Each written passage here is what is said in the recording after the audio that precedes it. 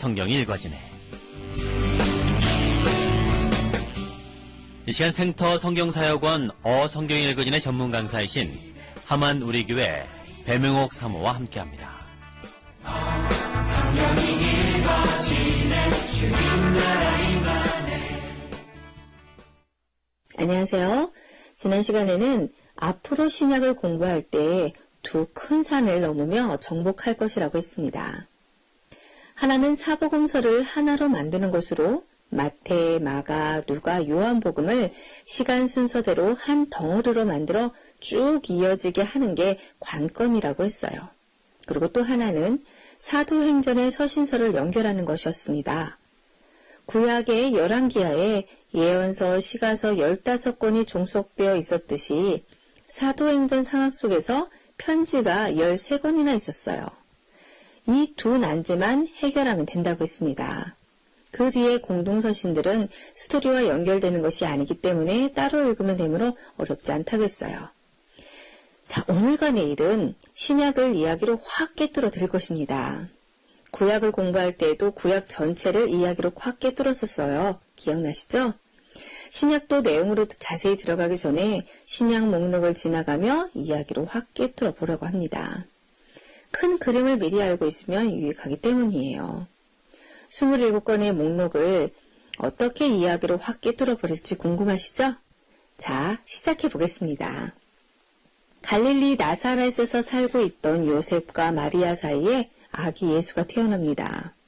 그리고 유대 산지에 살고 있던 친족 사가랴와 엘리사벳 사이에도 이미 6개월 전에 세례 요한, 침례 요한이 태어났어요. 그런데 대헤롯의 유아 살해 명령으로 예수님의 가족은 이집트로 피신했다가 나사렛으로 귀향해서 예수님은 나사렛 사람으로 사십니다.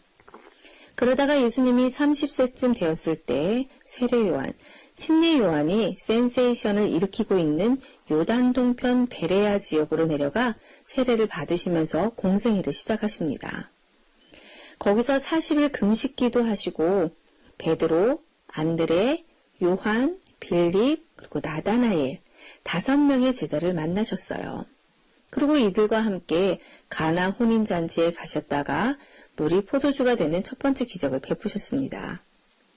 그 이후 첫 유월절이 되자 예루살렘으로 올라가서 그동안 성전에서 자행되어 오던 대제사장의 제수용품 장사판을 뒤집어 푸셨어요. 이 일로 이날부터 예수님은 대제사장 일당들에게 요주의 인물로 부각되기 시작했고 대중들에게는 세례 요한을 능가하는 선생님으로 부상합니다. 예루살렘 성전 청결 사건 이후 약 8개월 동안 예루살렘 유대 지역에서 많은 이적을 베푸심으로 그리스도이심을 나타내 보이시고요. 그리고 세례 요한, 침례 요한의 청중들을 인수하셨어요. 세례 요한은 퇴장하고 예수님께로 민중들이 모여드는 거였습니다. 그러자 바리새파 사람들이 이 예수 운동에 역반응을 보이기 시작했어요. 그리고 이것을 아시고 예수님은 예루살렘 사역을 마치고 갈릴리로 이동하셨습니다. 갈릴리로 이동하셔서 우선 고향 나사렛에서 가버나움으로 이사하셨어요. 갈릴리의 큰 도시 가버나움에 거처를 두시고 활동하시며 베드로, 요한, 야고보 등 측근 제자들을 세워나가십니다. 그러자 두 번째 유월절이 찾아왔어요. 두 번째 유월절에도 예수님께서 다시 갈릴리를 떠나 예루살렘으로 올라가십니다. 다시 예수님이 등장하자 대제사장과 바리새파 사람들이 예의주시합니다. 그런데 이때 예수님이 베데스다 연못에 38년 된 중풍병자를 안식일에 고친 사건으로 안식일 논쟁이 시작되었어요. 대제사장 그룹에 이어서 바리새파 기득권 세력도 예수를 이제 죽이려고 작정을 합니다. 그러자 예수님은 다시 갈릴리로 이동하셨어요.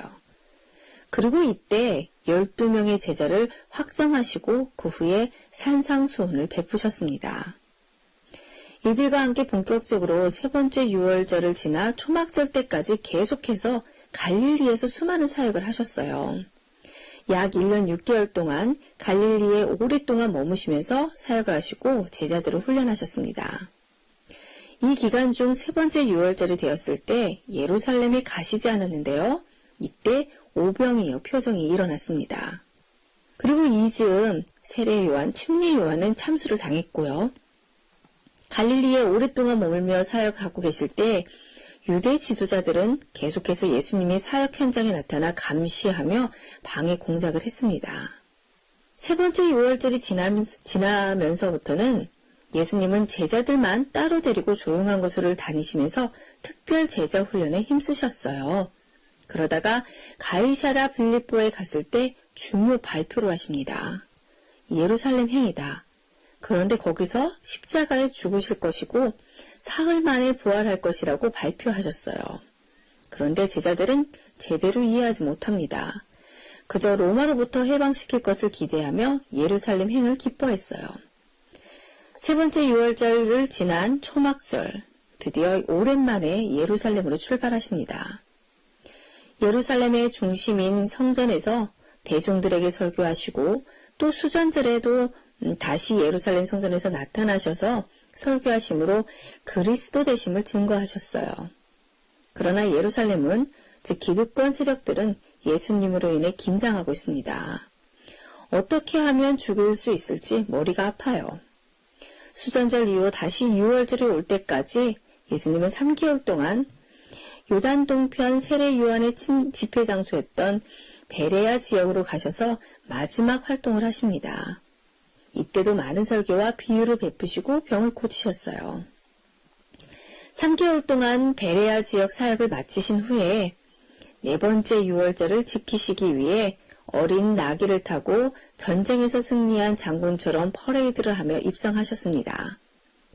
공생의 첫 유월절에 대제사장의 영업장, 예루살렘 성전의 장사판을 뒤엎으셨던 것처럼 이때 월요일에 다시 한번 성전을 청결케 하셨어요. 예루살렘 성전에서 여전히 재물 장사하고 있던 사람들을 내모르신 거죠.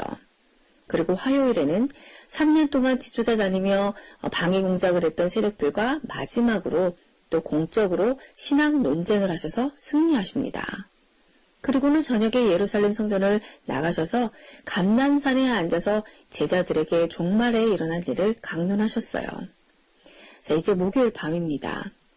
다락방에서 성찬 후 다락방 강론을 하시고 또한 포도나무 강론, 대제사장적 기도를 하시고 겟세마네 동산에서 기도하십니다. 그리고는 여기서 예수님을 대적해 오던 종교 세력 대제사장 그룹 일당이 결국 예수님을 체포합니다.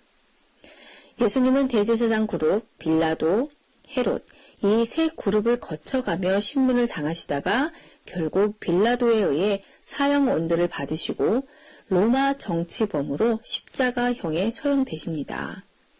죄의 제목은 유대인의 왕이었어요.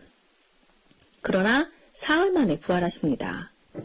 제자들에게 부활하신 날 3번이나 나타나셨어요.